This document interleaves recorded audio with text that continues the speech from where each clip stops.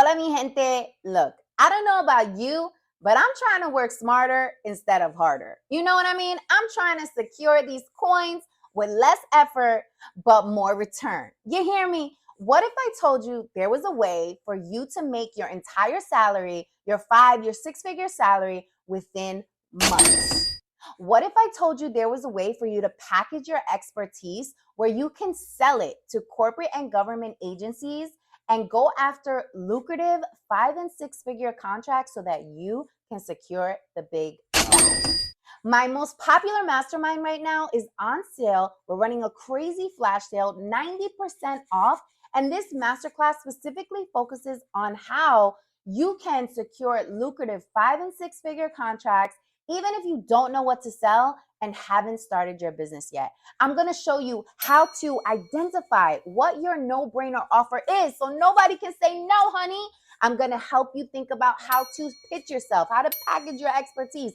I'm going to show you the email scripts that I use to lock in meetings with hard to reach executives. This is golden, y'all. It is the same framework that I use right now, currently in my business as a consultant and a keynote speaker that gets flown out to speak all around the world, honey. And if I can do it, so can you. And this masterclass is going to break down the step-by-step process that you can follow. So within the next 90 days, you can have your first 5 and 6-figure corporate or government contract. I mean, what are you waiting for, y'all? I put the link in the show note. The flash sale is only going on for the next 48 hours. So make sure you rush to the link in my show notes so that you can take advantage of this sale and we can secure the big bag together.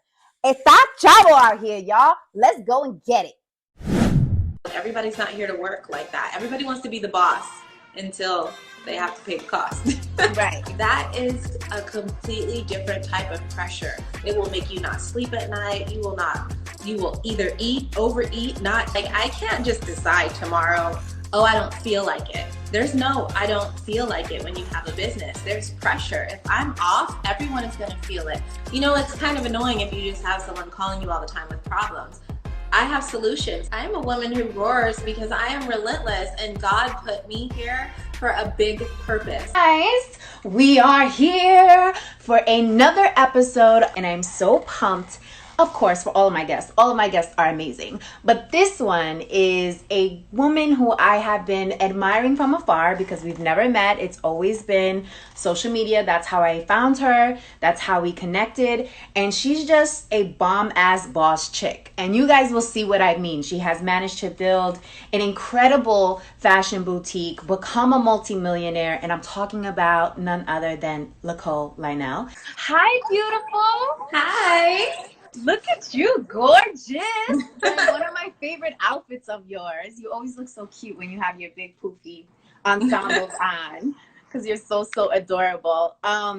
Well, I just first want to start with saying thank you and expressing my gratitude for coming on the series and for really just being an example of what it means to support other women. So quick behind the scenes, Nichole and I have never met in person, and we just know each other through social media. And I sent an email, a DM to her, letting her know I was doing this series, and immediately she responded and was down to be on this. And this is how it works. This is how simple it can be to just support another woman. So I just want to say thank you for being you and for being on the series. So I have a lot I want to chat with you about. I've had the chance to review your bio and, of course, have been following your journey on the gram.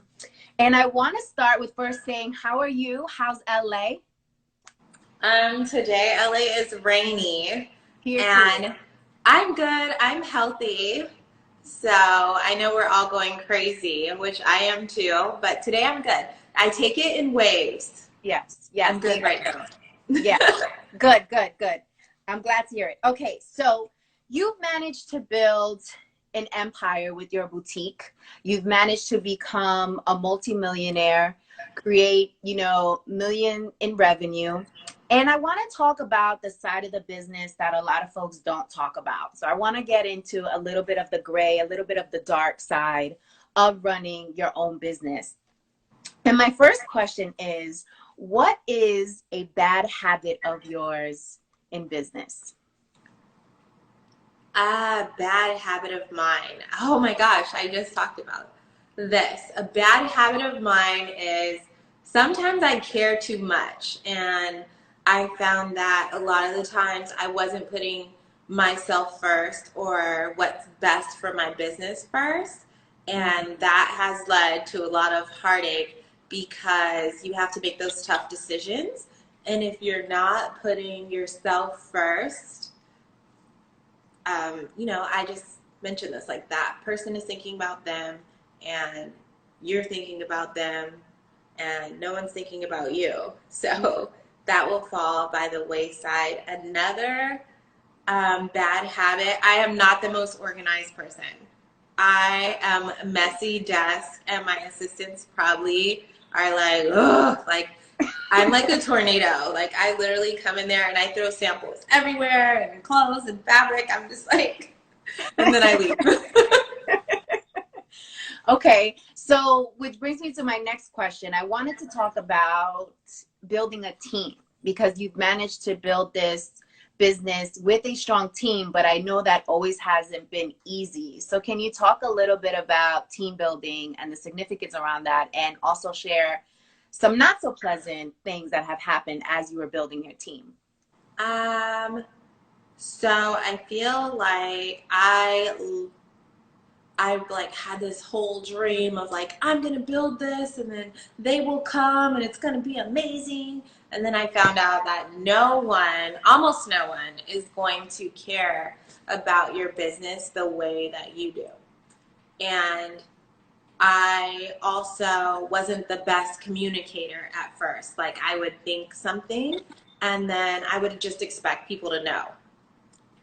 That doesn't work. Mm-hmm. Um, Also, you can't be lazy, and I feel like I have really ingrained that in my team that this is not just me here. Like, this may be my business, but this is your resume. So if you want to work somewhere and you want to go somewhere else, I know that when I was younger, I worked at Nordstrom's. And the fact that I had Nordstrom's on my resume got me in the door to pretty much any other job that involved customer service because they said, wow, she's worked for this company Right. for years and they have this reputation. So if you're here and this looks like a piece of crap company and you go somewhere else and put that on your resume, how's that going to look? Like we're all in this together. Don't you want to leave and or not leave, but when you leave or when you go on to do whatever you do, don't you want to work somewhere that you're proud of? I remember going out with one of my girlfriends, and at the time I was doing like bottle service and modeling or whatever, and people would ask her what she did, and she was absolutely amazing. And then they would ask what I did, and I remember that lump in my throat where I'm at this huge conference, and I don't want to say what I do because I don't really, feel great about it, Right. especially getting older. And I'm like, don't you want to work somewhere and feel great about it and have a great reputation and be so excited to say that you're here? Another thing that I do though is I create an amazing work environment. Like you guys get to learn everything I'm learning on my dime. Like it might be stressful when we're at the office, but y'all clock out and go home. I have to deal with Right. whatever whatever has happened. So that's been a whole thing, but I have an amazing team. I love my office. I miss it so much right now. Like I miss them. They're like we're like a family and I love it.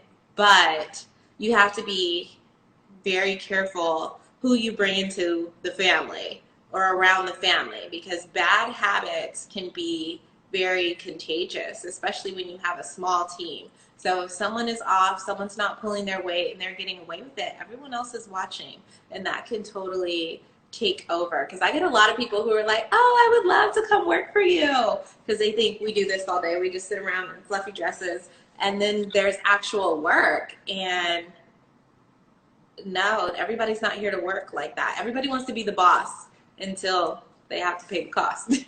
Right. Exactly. Exactly. So how have you been able to build this culture of family with your team? Like, what have you done to do that? One thing is a positive work environment, and I let them know what I expect. I know, like I said in the beginning, communication was off. So every time I was disappointed or I felt like things weren't going the way that I wanted to, is because I wasn't communicating what I expected. This is what I expect from you, and I'm right here with you, because I feel like anyone who's in entrepreneurship or around someone who's a boss, you respect it more when you see that person's going hard. Now, if I'm going hard and I'm giving 150% and I'm killing myself and you're just sitting over here looking at me, that's not going to work. So I feel like that inspires them.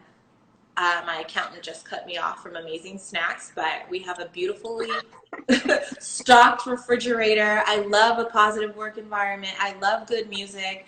I will make you walk outside if you walk into my office with a bad attitude. Whatever is going on outside of here, leave it at the door. When you're in here, I'm going to give you good energy, so you give me good energy, because we have a lot to do, and I'm not going to get that bad energy on my clothes. Definitely not. So, do you have an example of a time where you brought somebody in and they weren't a good fit for your team, and how we first started this interview with me asking you about habit, and you said you care too much. So did that get in the way of you reprimanding or firing somebody because you have this purity to you?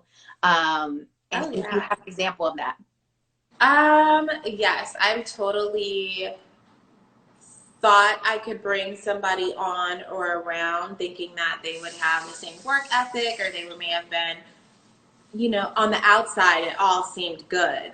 But then when they got there, it was giving Kip my feet up, and it's the homegirl hangout, and we're just like, good. And it wasn't. And I had a lump in my throat, and I was uncomfortable coming to work, and I felt off. Meanwhile, I'm the one paying all the bills, and I refuse to be in my office and not feel good about it. Like, I don't want to be somewhere and be uncomfortable. So I had to force myself to have a tough conversation, and that is really, really hard.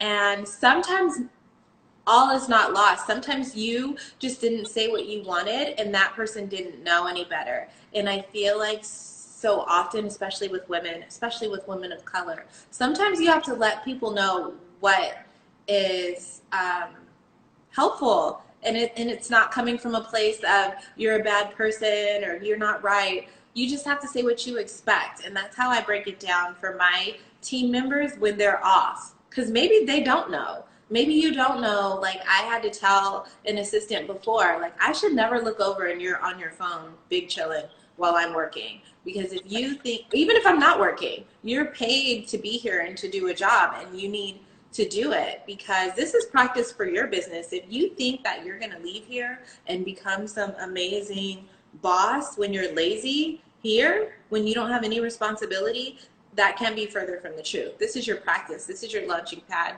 This is your resume. And we had to turn that relationship around. So can you talk about some raw truths as it relates to entrepreneurship? Because I find that people find it glamorous from the outside looking in, and not really understanding what it actually takes to run a business and actually have $1 million revenue. So can you talk a little bit about the misconceptions around entrepreneurship? Okay. You're going to lose your whole mind, because you think that, like, I had this goal. My first goal was to sell over $1 million in my first year. That's a great goal, right? Then you do it, and then you have $1 million problems, or not even $1 million problems, but now you've tasted it. So now you want to do more, and all of the effort, you put all of your heart into something, and now you realize you need to top that when you barely have anything left, when that's what got you there. So now you're projected and you're looking, how do I double this? And that is a completely different type of pressure. It will make you not sleep at night. You will either eat, overeat, not eat. Oh, my boo's on here. Sorry, I got it will make you crazy. It demands a different level every level that you get, there's different devils, there's different bills, there's different expectations from you.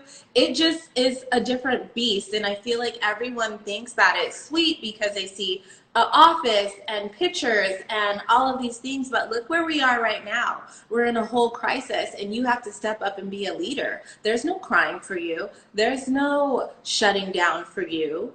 If not, it can all be over. And it wasn't just like that now. That's a daily thing. Like, I can't just decide tomorrow, oh, I don't feel like it. There's no, I don't feel like it when you have a business. There's pressure. If I'm off, everyone is going to feel it. Not only me, but my employees, their families. It goes in a whole like thing. I think everybody has it kind of messed up, especially recently. I was just thinking about levels, right? I had got down on myself thinking like, you know what, maybe I shouldn't have went so big. If I was still in my second bedroom, this would not feel the same way as it does right now, where I have a commercial lease, where I have employees, payroll, I have all these responsibilities. Maybe I should have just played it small. But I have amazing friends and family who like slap me at my side my head like, no, you cannot forget who you are, and you cannot forget what God called you to do. But getting up every day, and I'm not saying this sometimes, I'm talking about every single day, and going after that, that takes pressure, that takes resilience, and that takes being smart. And it's just a whole other thing that nobody really can prepare you for, because everyone's journey will be different. What worked for me may not work for someone else, and you have to get up and do that and try it and fail and lose money and get up and do it again every single day. And where do you think that work ethic came from? I believe that came from a few things. I had a mother who was absolutely amazing, my grandmother, but I also had a mom who battled addiction. And I realized when my mom came around, my real birth mom came around and she asked for stuff, I noticed how people treated her. I noticed the lump of embarrassment I got in my throat. And then I saw the vast difference with my grandmother, who got up and went to work every day. She had a husband, she had a home, and she maybe didn't have to work. She worked extra hard for the extras that we had, but she still did it. And she did it amazing and beautifully. And that came for it. And I have never wanted to feel, whether that's a man, whether that's a job, I never wanted to have that feeling where you're in a position that you don't want to be in for the money. So that's where that really came from. So you grew up with your grandmother? Yeah. Okay, cool.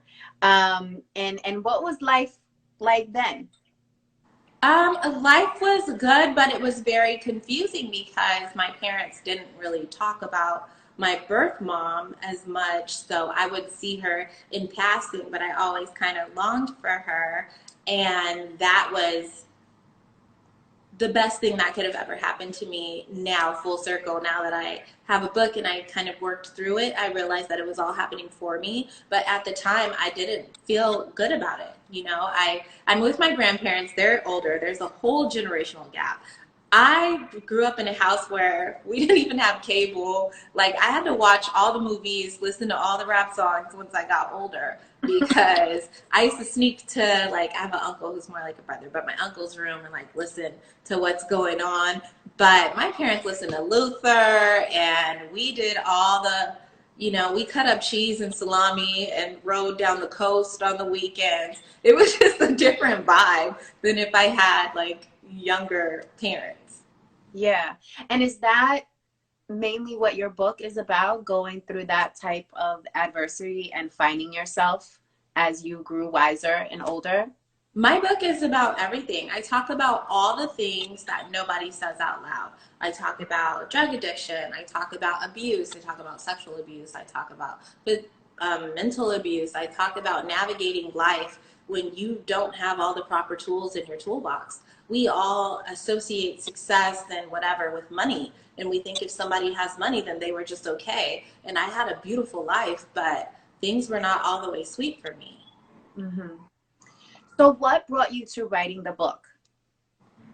For that reason, I wish that I had read something like this when I was younger, so that I know that things were going to be okay, because it didn't feel like at the time it was going to be okay for me. You know, like I thought my best option was my parents are, you go to school, you get married, you get a house, you retire, this is your life. And I always had that feeling inside, like, no, I want to wear fluffy dresses and I want to have this whole fabulous life. But for me, when I saw business owners and men and not men, but millionaires, it was always associated with a man or nobody that really looked like me. When I opened up the magazines and I loved fashion and all these things, there wasn't really a girl next door, brown girl who looked like me at the time. And I wish that there was someone who said that story. And we don't talk about what addiction does to the people that we love. We know what addiction does to the person, but if you have loved somebody battling an addiction, there is just no other feeling. And also, I really went through it with that because my mom put me in some crazy positions. When I was about 16, 17, I went to live with her and I went through awful things, just never realizing the lifestyle that someone has who's going through this and how that could affect me as a kid. Mi gente, I need your help. Look, the real game behind podcasts is we need to really understand our demo, aka you, our audience, so that when we go out to sponsors who help us put on this amazing show and deliver this content to you, that they can clearly understand who we serve and what is significant to you and what you value. And the only way for us to get that information is for you to give it to us. So we just created this survey. I'll put it in the show notes. It will take you less than 3 minutes, literally, but it will be so helpful for us to get a better understanding of what it is that you care about, what's important to you, what do you value, so that when we're out in these streets trying to secure the big bag and get sponsors for this show, they know exactly who our audience is and what you care about. So we can bring you the best products, we can bring you the best organizations that are out here serving the cultura, the community, you. So please take a moment and fill out the survey. I'll link it in the show notes. Appreciate you.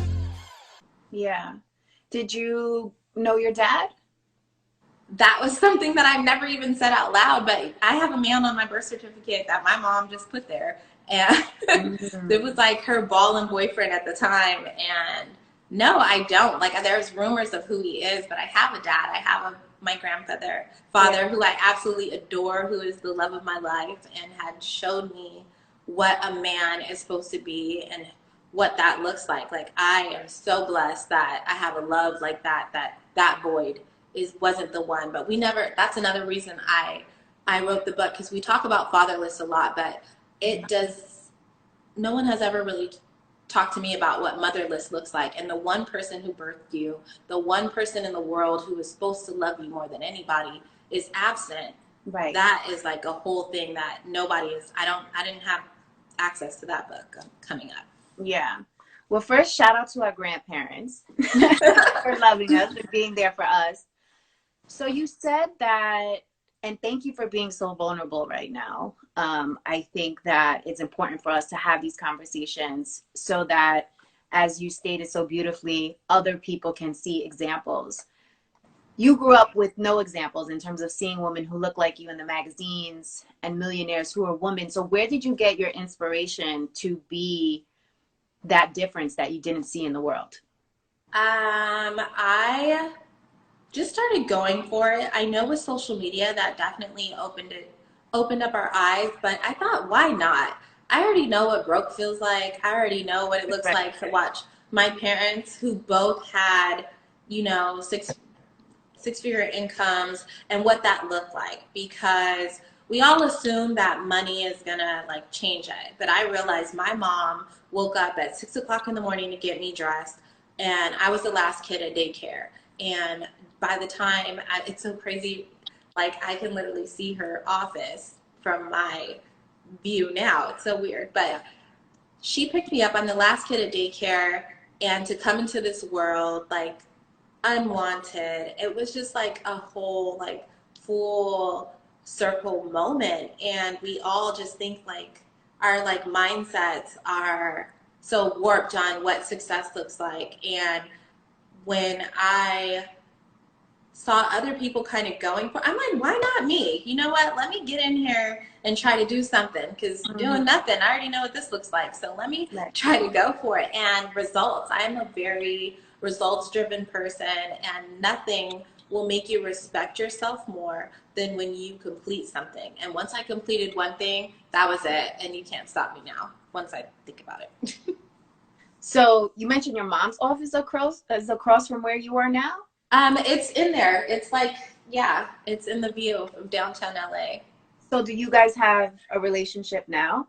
My grandmother, oh no, when I say my mom, I'm calling my grandmother. Oh, okay. Yeah. Got it. But no, me and my mom, my birth mom, we do have a relationship, but I have to set boundaries. I noticed that money was a problem for us. My mom felt like my success, I owed her something, and she would feel like, wow, you're successful and your mom is doing like this. And I had to really check myself, like, look, you didn't raise me and you weren't here for me, so I don't owe you anything. And you're the mom, not me. I should be coming to you, and you're always coming to me. And I know a lot of us deal with that, with guilt, whether that's friends or family. But if you've built something, you don't owe. That's what my favorite chapter in my book is. I don't owe nobody shit.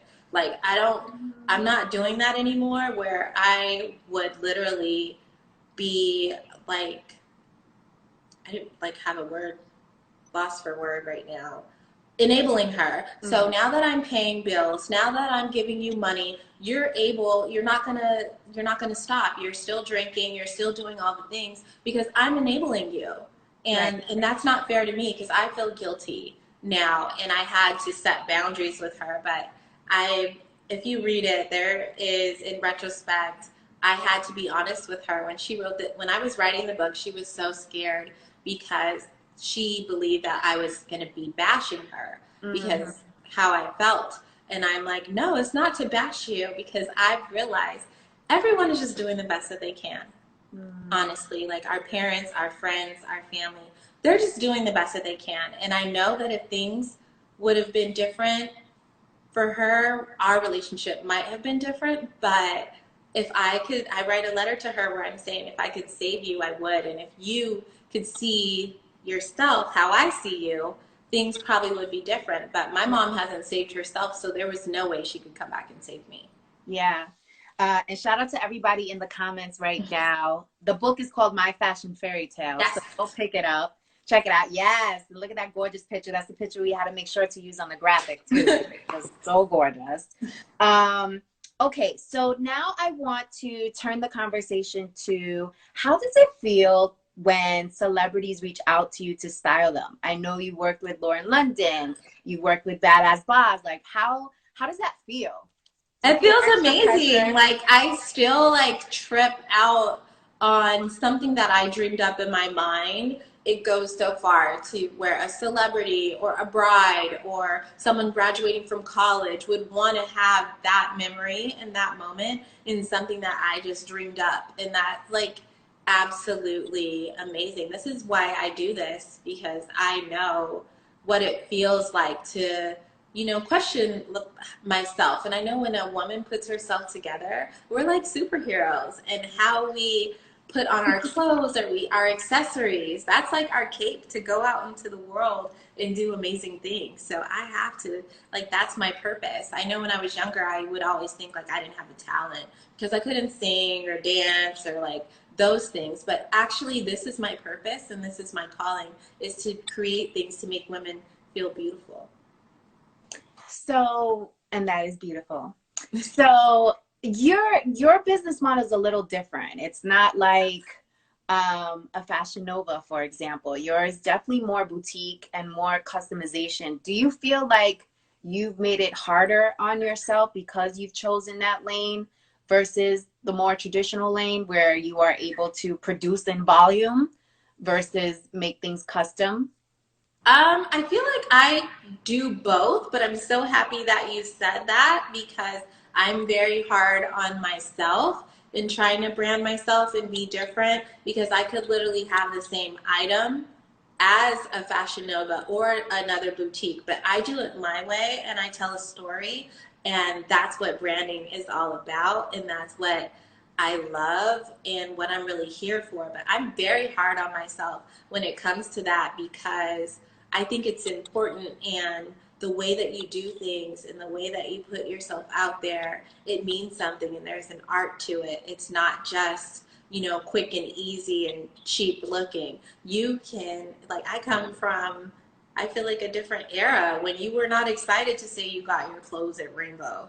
I remember you didn't want, when somebody asked you where you got it, you weren't shouting that you only paid $99 or $9.99 for it. You wanted to say, oh, I got this, I don't remember. Like, I want that vibe. I want you to walk in and get something from my boutique and be able to put it on with your pieces and have it next to your other designers, and it goes. Like, I want women to get out of that. Like, who wants to be proud of looking cheap?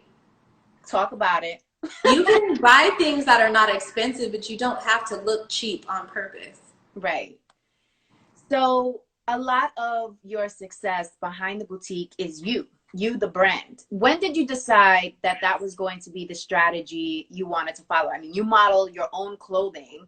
So very few models I've ever seen wear your pieces. So talk to me about that and why you decided to pursue that lane. First photo shoot initially with my first business, the models didn't show up, so had to jump in. And I found over time, even when I use models now, nothing sells like me. I literally was working with my photographer the other day, and he was like, it's amazing because I don't have to talk you through it. I have been on both sides of the camera. I can literally look at the photo and I know what I want to give. And I feel like that sort of thing is what resonates with my customer. And also seeing a real person in the clothes. Like, not everybody is tall and slim and has these mannequin body parts. Like, that's just not realistic. You're going to be sad every time you buy it and get it in the mail. Like, sometimes women want to see stuff on a real woman with a real body, and that's who my target market is, and that's what resonates with her, and that's what works. So why fight it? I just do what works for me. Yeah. So can we right now get kind of your signature move with the hair?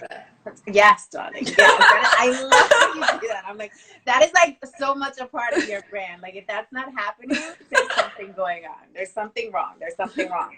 I wanted to talk about coaches. So a lot of folks have the misconception that, if you have created a certain level of success for yourself, achieved a certain level of success for yourself, that you are not getting help, that it's all you. And I would love for you to talk about how you have business coaches and just women and other people that you've worked with that have guided you through this process, and talk about the significance of that.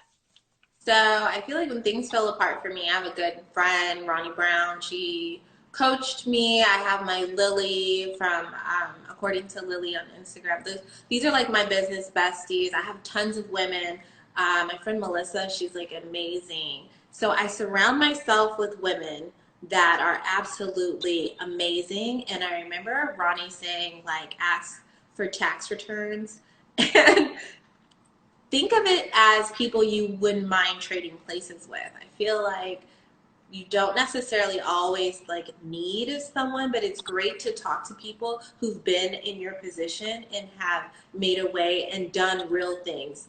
I don't tend to look so much at numbers and followers and all that. I want to see results. What have you actually done? What business do you have? What businesses have you built? And I look at that, and those are the people that really pour into me. Also, I work really hard and I try really hard, and I always use the metaphor of when you're pushing a car. If you're just standing next to your car, nobody's going to stop by and help you. But if people see you out pushing that car, someone who can help you, who's capable, is going to jump out and try to help you push that car. And that's exactly what I've done, and those are the type of women that I would like to align myself with.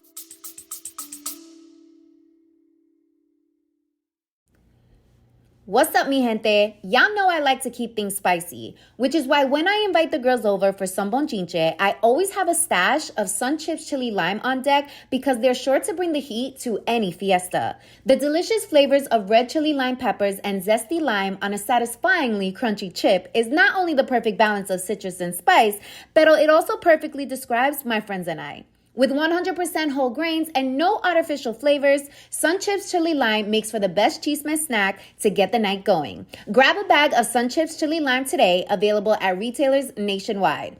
To make things easy, just check out sunchips.com to find a store near you. And how did you meet them? Were they in your toolbox before you started this, or did you meet them along the journey? Both. I have women that have been in my life, like from when I was a kid. Melissa, I always admired her. That's my best friend. And she did amazing stuff with her career. That was who I said. I used to go to parties with her when she was a financial advisor. And I had nothing going on. So, who just wants to be the cute friend when she was doing real things in the world and had real connections, and I wanted in on that. Who wants to be, cute gets played out once I didn't want to be the auntie in the cat suit with nothing going on. So I had her, and then after that, really social media. Before, I feel like now I'm like, no more brunches because everybody's doing a brunch, but I started speaking, and when I would speak, I would meet women who we could get off stage and have a rapport and talk about real things that were going on, and we could pour into each other.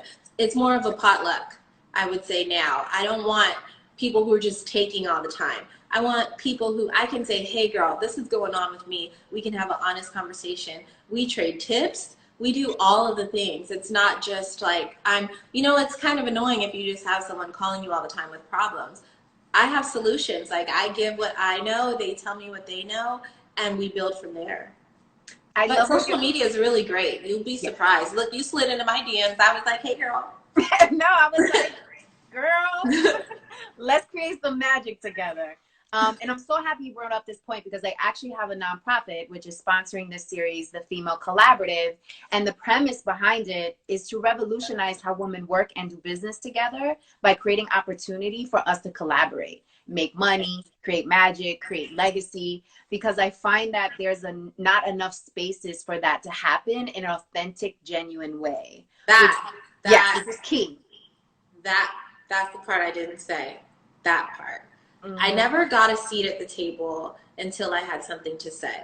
And I feel like so many of us are rushing to create relationships when they won't work properly or be authentic when you don't have anything to give. And I'm not even talking about like money, success, what is that level.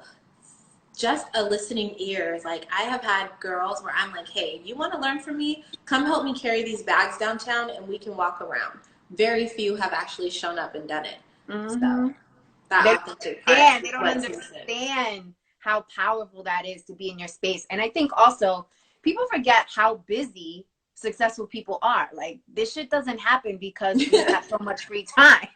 This happens because we're working. So if somebody is offering you the opportunity to spend any type of time, whether that's carrying bags to a shoot, whether that's you being behind the camera, whatever it is, and you're able to absorb and be a sponge, take full advantage of that opportunity. And we all have done it at some point. Like, I feel like everyone thinks like, oh, I want to be the boss. Like, no one starts out as the boss. Okay. Right. I have gotten coffee. I have drove people around. I have taken classes. I have been the assistant, the intern, not gotten paid. I've paid my dues because it was a different time. Like, too, before social media and all that, you had to have a resume and you had to have stuff on it. Mm-hmm. Like, you couldn't just decide you had a domain name and all of a sudden you're whoever you are. Like, I feel like social media has created this false expectation and this chip on your shoulder where if you feel like you can access someone, they should tell you.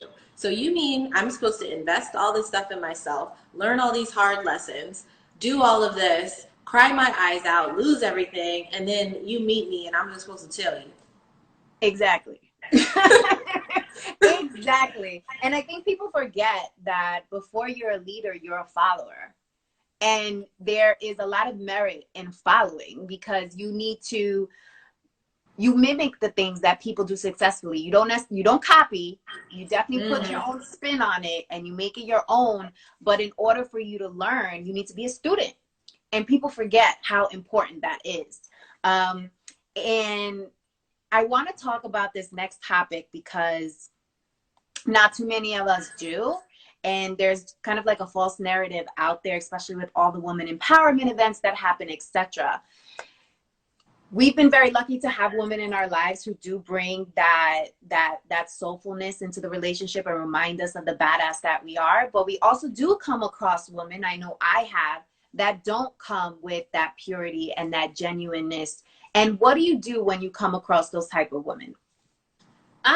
Now I've gotten better. Now I will say when I got my first vlog, I was like, ooh, everybody can come over. We're friends. Let's all be friends. No, they were just looky-loos. Everybody just wanted to come over to see what you have going on. And you turn around 2 weeks later and they got the same thing going on. And it's like, and then if you feel some type of way about it, it's like, oh, she's a hater. And it's like, no, I want everybody to do their best and be their best. And I want us all to be throwing down our platinum or black cards when the bill comes. I want all of that for you. But I want you to be the best you. I was just talking about this with a girlfriend. Like, you cannot become someone while they're still alive.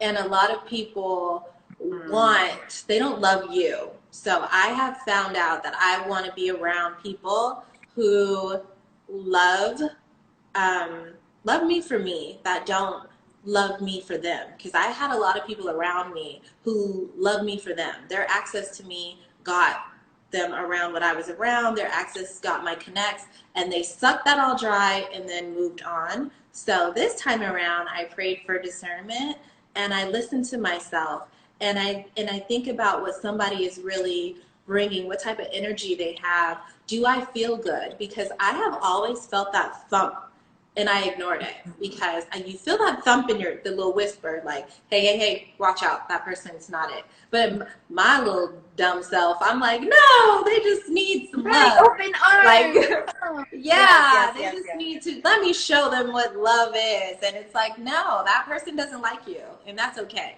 Because I used to internalize it, like, why are they like this? And it's like, when you are on this journey and everyone is climbing, people will claw your eyes out when they're trying to get where they're going, because they're in a mode of survival. And you might be on a different journey than they are. So they will hurt you in that process, and that is okay. You just leave them where they are. Not everybody, because you will find some good people. I found that when you are a light, you attract both. You attract other light, and you also attract a lot of darkness. And that can be very discouraging because it looks good. I've also seen the opposite when you're on the panel with other powerful women and they treat you one way, and then you walk off the stage and you see how they treat other women.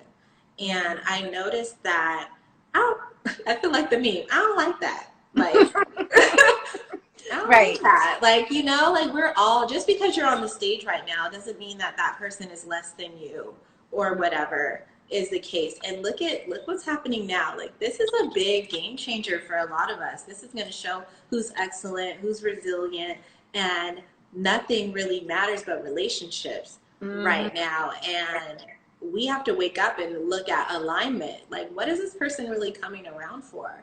They're just trying to align themselves and take a picture. They don't really care about you. And also, I've noticed too, if someone is in the position to put you onto something and they don't, put that little nugget under your cap, because there might be something to that. Because people like you when you're sane, right? I noticed when I was an underdog, everybody loved me. Everybody wanted to hate me. No, not wanted to hate me, wanted to help me. Right. now. No, I'm just saying, they all wanted to help. You know, when you're the underdog, when you don't have as much going on, everybody wants to help you, right? But when you start to be real competition and you become a regular dog, then you might turn into a top dog. It gets weird. Yeah. You know, then they turn into kind of, I don't like that. You know, it doesn't. We as women have to start having that conversation of what does that feel like. For me, I love beautiful boss women. That doesn't intimidate me because I'm already whole. And I feel like if she can do it, not with a negative way, I don't look at like, if she can do it, I can do it. I look at like, if she can do it, I could possibly do this too. It's not why her and not me. And I feel like we have a lot of we have a lot of that, and nobody really talks about it and acknowledges that. And I don't like the fan behavior. Like, I don't want to treat anybody like a fan or whatever, or I'm up here and they're down there, because look at life. Like, it can literally like that change, and you can be right back at the bottom. So why do you think that is? Was that just a maturity that you naturally grew into? Have you always had it? Because I find that there are leaps and valleys, right? I think depending on where you are in life, you might find yourself hating on another woman, and then you have to check yourself, like, wait, hold on, why am I hating on this woman right now? And you have to start that self-reflection. I like me offline. Like, I would probably dance around the house in this dress by myself. Like, I like me. And it took, I feel like my 30s, that kind of plays into it, because you know, I had that talk, me and my girlfriend were on the beach, and we were like, girl, look at our stomachs. Like, we're on the beach right now. Like, who cares though? Like, we're on the beach in Hawaii, and I love you, and I love me. Like, I just love who I am. This is the only body that I'm going to have. This is the only face that I'm going to have. Well, unless I go and get another new one. But if I don't like something, I can change it, and I love me. And this woman being beautiful and me being beautiful and successful, it doesn't mean anything. It doesn't, I don't feel her light puts a shadow on me. And I don't know really what that is, but you have to work on it and catch it early, because I notice women, I talk about this with my friends all the time, like, women like women who are not competition. Like, being honest, they like it when there's no competition. I'm the opposite. I like it. Like, me and my girl, like, what you doing today? Okay, let's set a goal. I'll get there before. And it's not a negative competition. It's good competition. Who wants to compete when you don't have a good competitor? Like, I want us to go out and get it. These old white men, they do it all day and turn around and have drinks at the bar. How come for us it has to be different? Why do you think it is different? Because of a mindset and insecurity, and we have a scarcity mindset.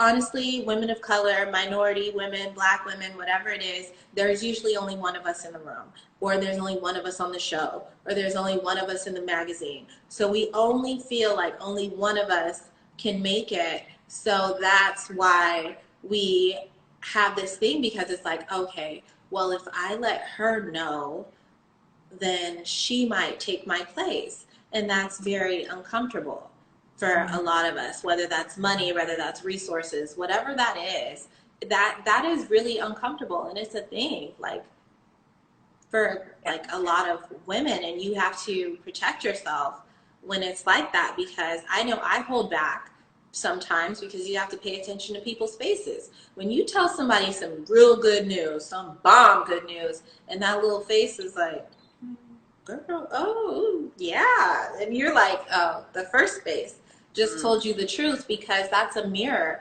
Honestly, I tell my friends all the time, like, it doesn't have anything to do with you. It's a mirror. When somebody is bomb and beautiful and all of the things, that starts to make people feel like, what's lacking in my life, or I don't have that.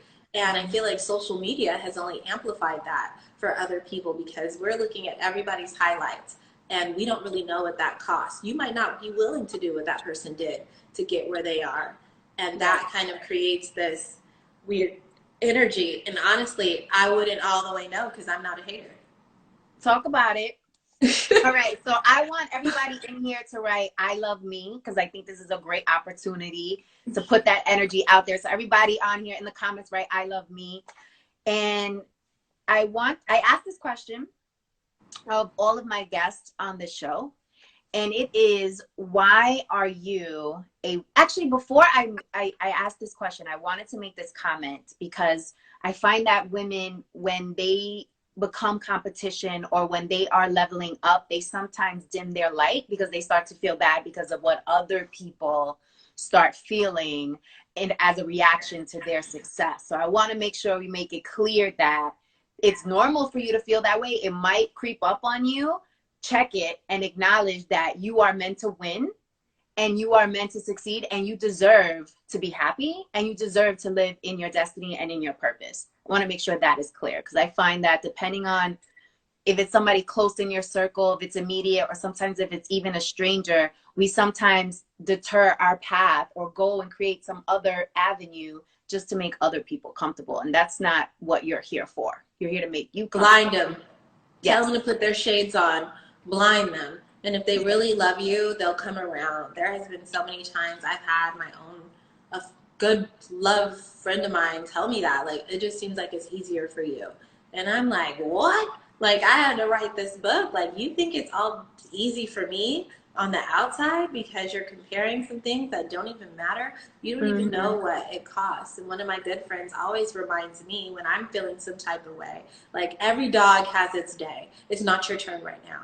So you're tripping off of not being on this little thing when you're supposed to be on Ellen one day, or you might be on Forbes one day. And then I haven't got on Ellen, but then the Forbes article comes and you have your day. So sometimes that's hard though, to know your bomb and to sit there and clap for somebody else when you feel like it's your time. That is hard sometimes, but I've never felt like mine wasn't coming.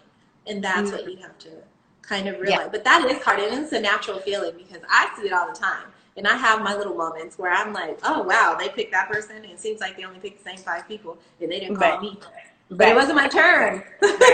Right. My number's on my bio. My email's on my bio. Right now. All right. So here's the question that I ask all my guests. And it is, why are you a woman who roars? Okay, I am a woman who roars because I am relentless and God put me here for a big purpose. There is no way that I was supposed to be here. My mom tells me this all the time. She's like, when I was pregnant with you, I did every drug underneath the sun, and you're here. So you're a fighter, and you must have wanted to be here. So how could I have went through all of this and really wanted to be here to grow up and not do anything? So I love it. I love it. I love you. I need everybody that was on this to go and purchase Nichole's book.